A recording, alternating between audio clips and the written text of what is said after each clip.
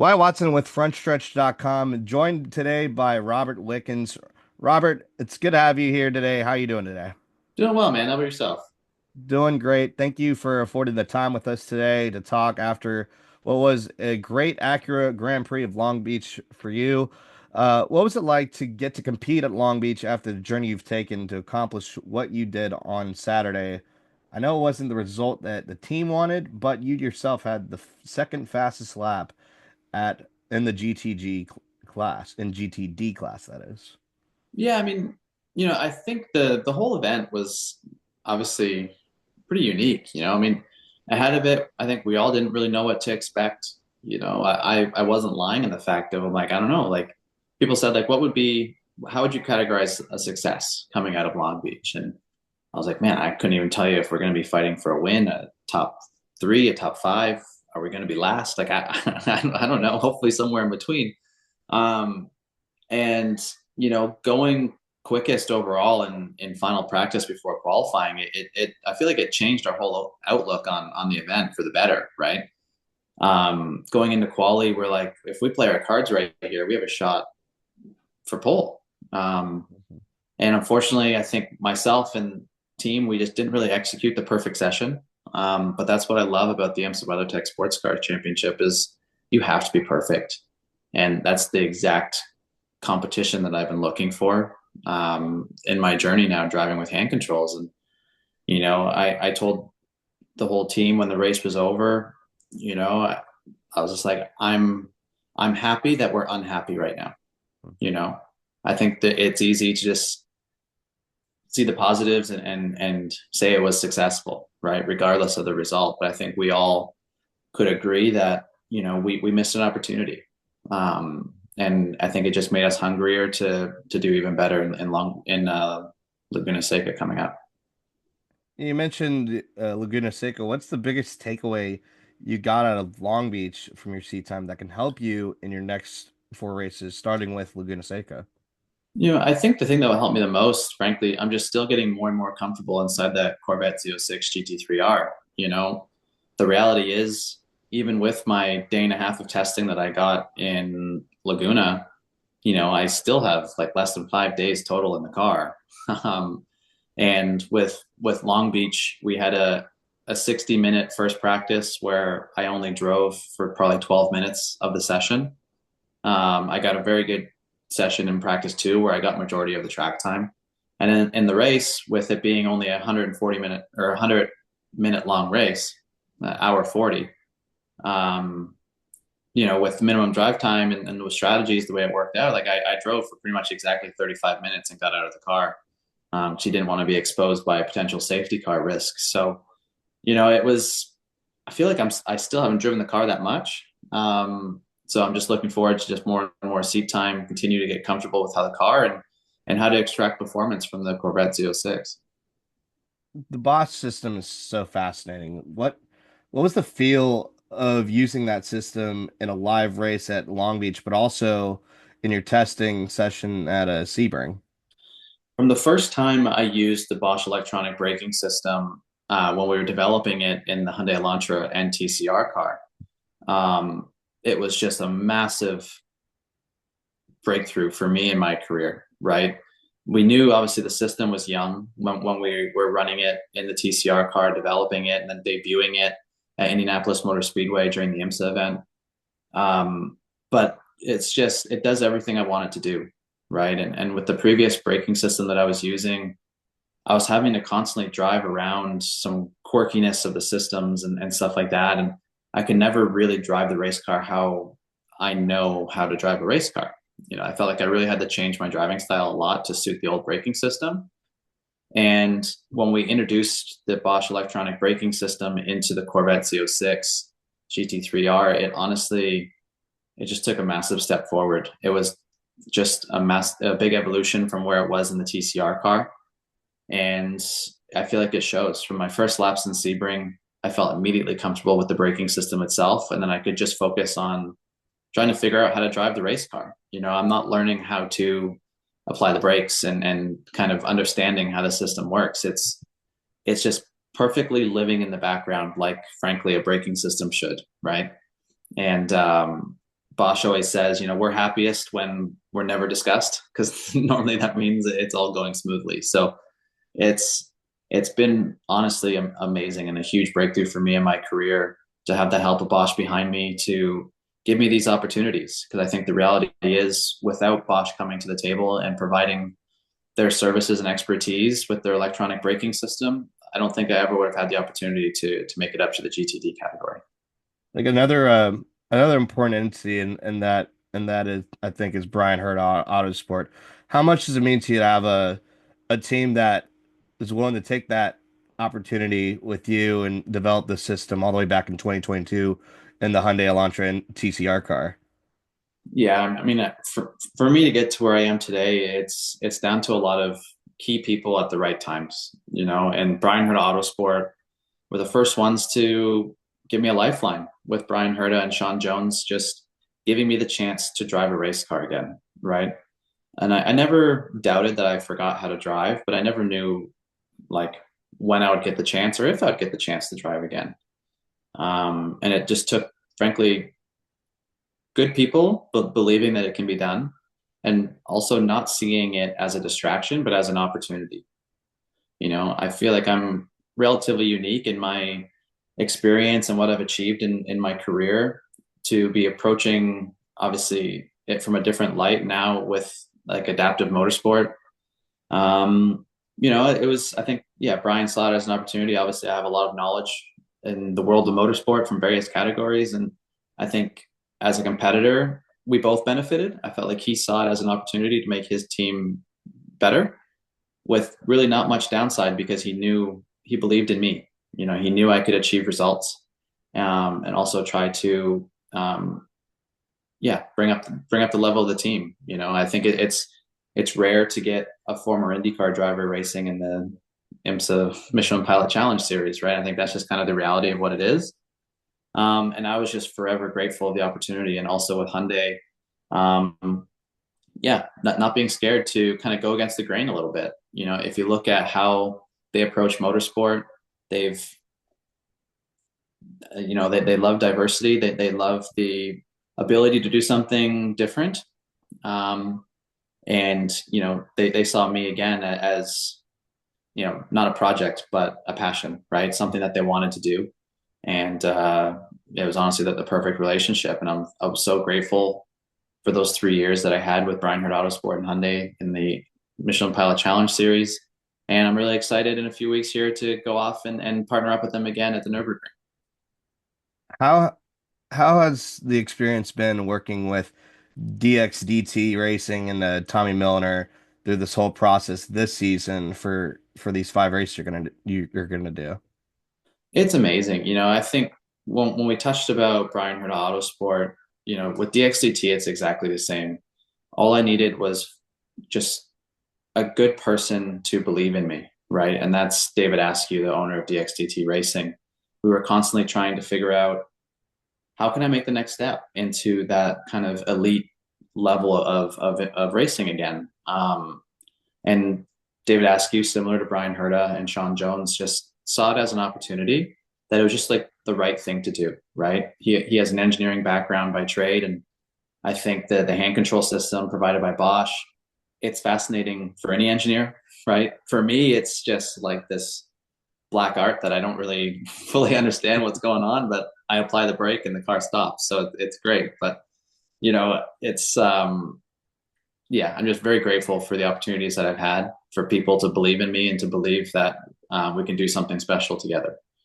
Um, Tommy, as my teammate, unfortunately, he's only going to be my teammate in Long Beach, because he's a full-time factory driver for Corvette with Pratt Miller. So, but to get him for my first race in Long Beach was just a pleasure, right? He's so intelligent, he's so fast. There was really no better teammate I could have for my first race in GTD, right? What better than to have the guy that basically developed the entire race car, right? To be Yeah, running right. alongside you. So extracting performance from myself, like I was just harassing that man for hours. When we weren't in interviews or in the car, I was asking him questions, right?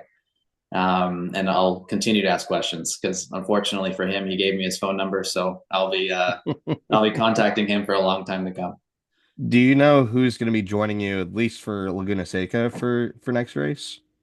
Um, I have an idea, but we'll have to wait for an announcement before we can kind of talk further on that. It's fair enough. Um, the fan out at the fan turnout at Long Beach was unbelievable, not just for the IndyCar race on Sunday, but just the whole weekend. How did it feel to be back around that atmosphere as a driver? And was there any real interactions that stuck out to you during the weekend? Yeah, I mean, I think honestly, motorsport in North America is in a beautiful place. You know, I feel like it's continuing to pick up steam. IMSA has, at least in my career, it feels like it's never been stronger.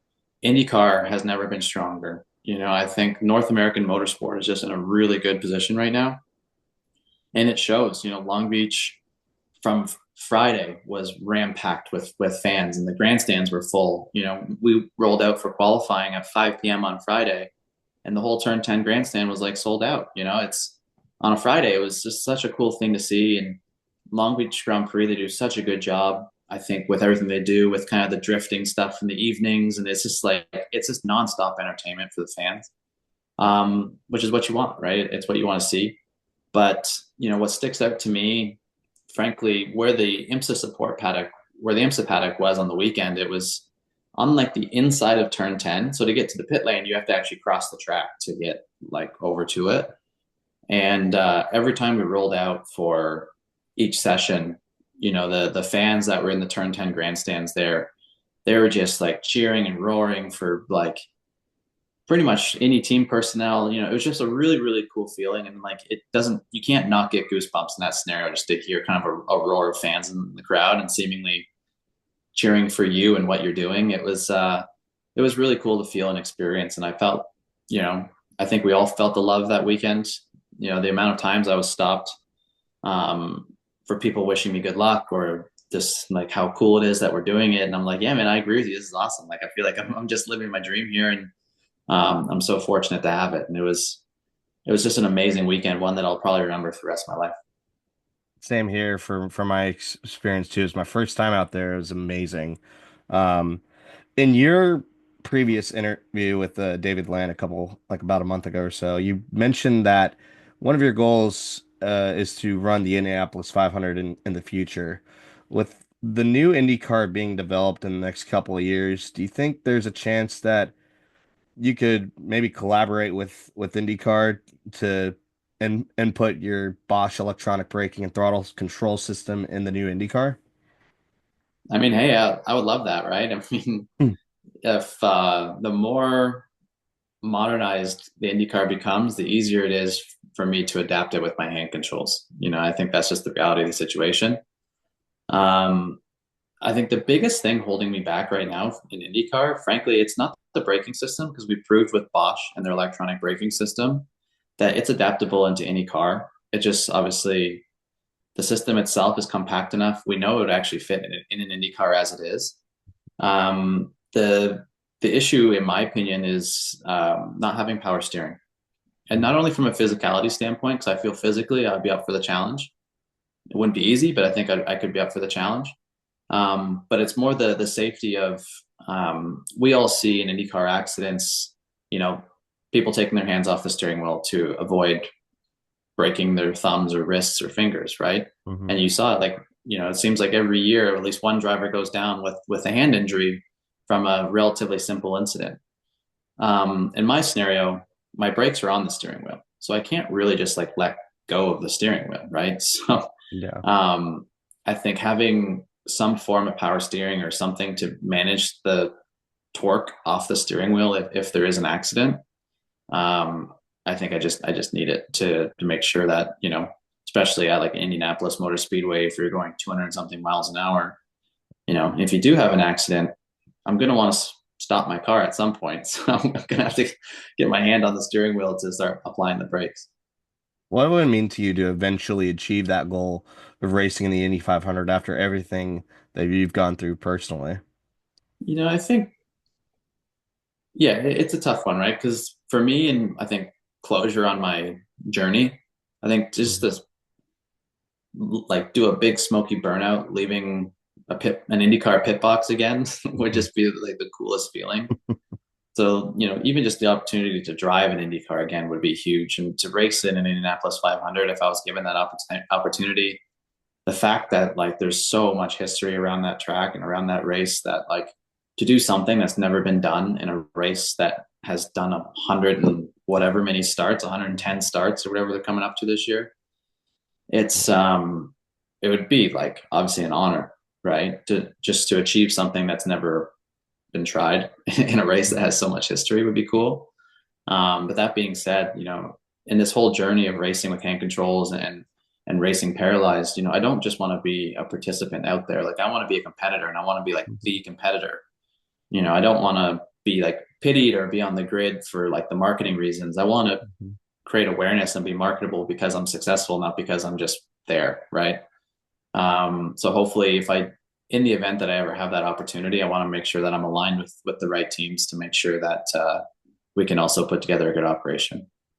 What's been the biggest motivator to you during this recovery process, personally and professionally?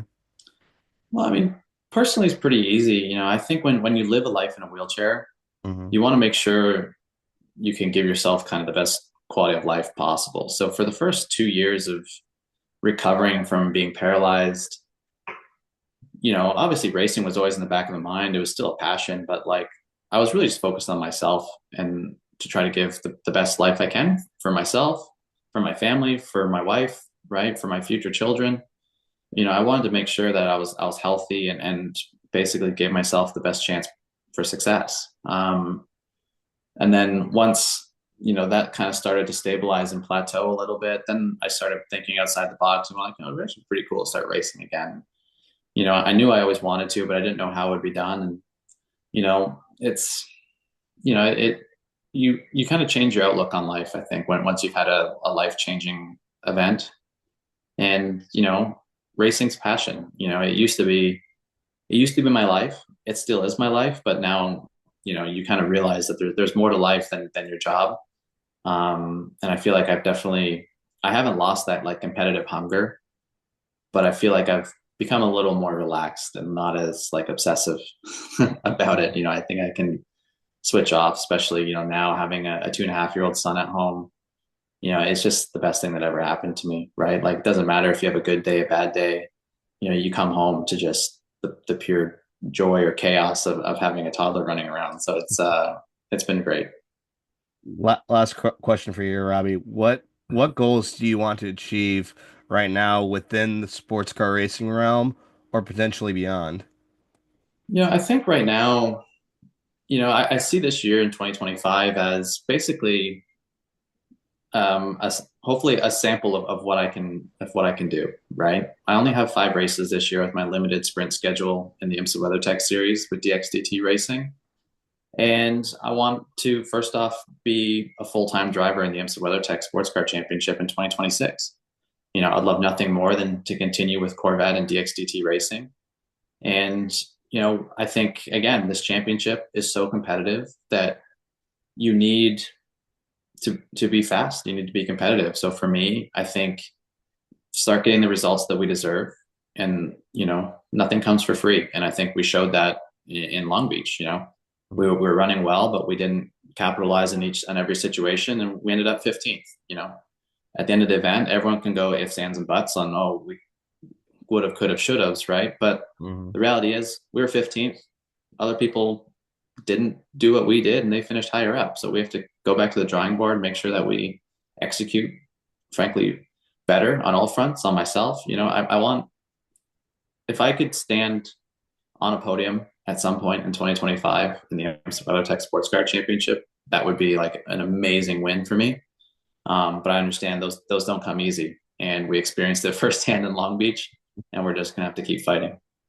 Robbie, I appreciate you taking the time to talk to us. Thank you for those awesome questions. I wish you luck the rest of the 2025 season and beyond. Okay, thank you. Steven Stump of FrontStretch.com here. Come back for more great racing videos, and if you like us, don't forget to hit that subscribe button.